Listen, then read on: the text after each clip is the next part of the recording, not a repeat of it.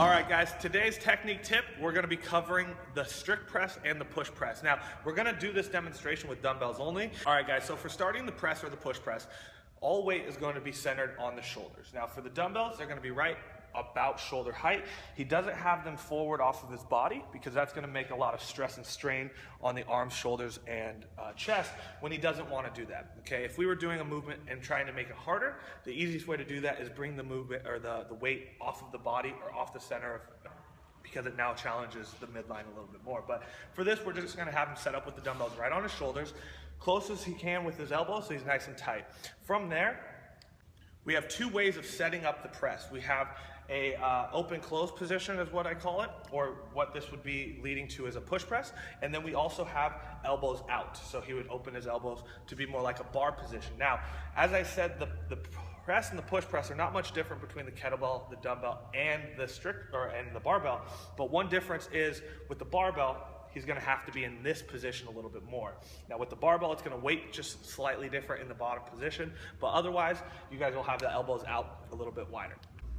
Now for the strict press, as I like to do it, to actively engage and utilize more of the shoulder and really start to feel that muscle working, is going to be the open-close position, or some people call it the Arnold press version. As it's gonna be done, the elbows are nice and tight like you would normally be doing a push press. From here, he's gonna do that opening of the elbows. From there, he's gonna actively press, driving the weight to the ceiling. At the top of his press, we're gonna notice that his arms are in line or slightly behind his ears. So for you guys, you can see that you are not able to see his ear unless it's forward in front of his arms. His elbows are completely locked out. He's in that full press position. One thing I might change for him is tightening up that core. Now from here, what I see a lot of people doing, especially on the strict press, is letting the weights just free fall. Now, if we're letting the weights free fall, we're not actively getting the most stimulus from the workout or the movement. What I want you to think about is it's like you're doing a pull-up. So as he comes down with the dumbbells, he's actively thinking about pulling the weight down back to that starting position. By doing that, he's actually gonna start to engage his lats a little bit more. He's gonna get the eccentric part of the movement, so he's gonna start feeling those shoulders even more. He's gonna use a lot more muscle and muscle tension to create this movement. Now to close or finish this movement, he would just close the elbows. Now, if we weren't doing the open close, he would just go back to the open elbow position. He'd strict press them up and then pull them back down, okay? With all movements, we want to be as fast up as we can. So if he was pressing, he's going to explode up, and then he has to control the weight back down. By not controlling the weight, he's not controlling the movement. Now, the next piece of the strict press is actually the push press. The push press is mechanically almost the same, except for we're not going to open the elbows, and we're using the legs to drive the movement. Okay, so we're actually deloading some of the shoulder strain, getting a little bit stronger because we're using something a little bit more powerful than just our upper body, and that's our lower body. Now, for this, in the strict press and the push press, we want to make sure our feet are in a good center position. Now, what I see a lot of people do is have this really wide stance. So I'm gonna have him wide in his stance. Now, if he's in this position, when he dips and drives, he's mechanically imbalanced. So he's not gonna be as strong or stable. So his ankles are gonna cave slightly, his knees are gonna be not as supportive. So what I want him to do is bring his feet to a little bit more neutral. What you're gonna look or feel like is that your feet are directly underneath your hips. So if you had a straight line right out of your hip joint down to the center of your ankle, it would be a straight line. It shouldn't go out, it shouldn't go in. It should be nice and neutral. The reason for this is because you're gonna be mechanically more efficient and you're gonna be able to use those joints and muscles a lot better in this position. Now from here, his elbows and hands are in the same position. Now, as I said, the push press is going to use the legs a little bit more than the strict press. It's not going to be a full out jump. We're not trying to drive like that, but we are trying to use the lower body to help us be more efficient. Maybe about 30% of this movement's getting driven through the legs.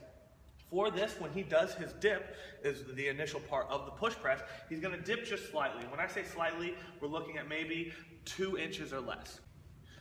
Now, from the side, you guys are gonna notice that he only dips about 2 to 3 inches. All he's trying to do is create a little bit more energy and a little bit more drive. So if we look at his knee, he doesn't really dip more than about 2 or 3 inches.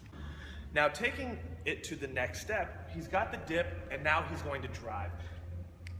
Now a little bit closer, what you're gonna notice is he's gonna dip for us.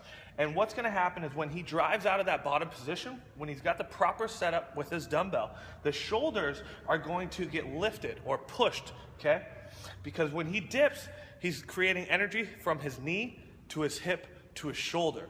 And now when he does that, those shoulders are gonna raise and initiate the beginning of the push press. Now from this position, you guys are gonna notice he's actually gonna do the full dip, drive, and press. So he's gonna dip, he's gonna create that energy and drive into his press. Just like the strict press, arms are in line or behind the ears, and he's gonna get that full lockout and then bring the dumbbells back down to start position. If he was linking these together, however, there's gonna be one change in the movement, and that's not going to be this slow draw back down, but he's actually gonna use the weight to draw down in a controlled manner, but it's gonna reload into his next push press. So what's gonna happen is right before he hits the shoulder, he's going to then re-dip and re-drive, okay? So if you guys notice, right before he touches that shoulder, he's dipping and driving. That's gonna make you more efficient and create more energy. If you guys drop the dumbbells to the shoulders and then dip, each movement is harder because you have to recreate the energy. Okay, if you've ever bounced on a trampoline, the more you bounce, the stronger the jump is going to be. So same thing with the push press, is by creating or waiting for the dumbbells to get almost to the shoulders and then dipping, he's now got more power into his next rep here. But if you've ever been on a trampoline and someone's double bounced you, that's when you're in the air and they jump or bounce the trampoline right before you land, you end up losing all power and all bounce.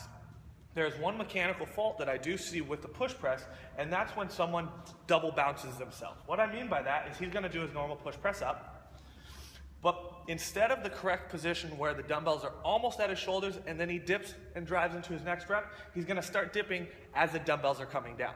So he's going down already, and what's gonna happen is he's double bouncing himself. He doesn't have the elasticity or the correct rebound to make this movement efficient. He's actually making it harder on himself. So if you're someone that does that and you don't feel as strong on the second or on the push back up on the second, third, or multiple reps, make sure that you're waiting for the dumbbells to almost get to the shoulders, dip, and drive. Now that's the breakdown, push press and strict press. Hope this helps you guys, and you guys start implementing these techniques, and this will carry over to the wall ball or the thruster or anything that is implementing an overhead press in either a strict or pushing manner.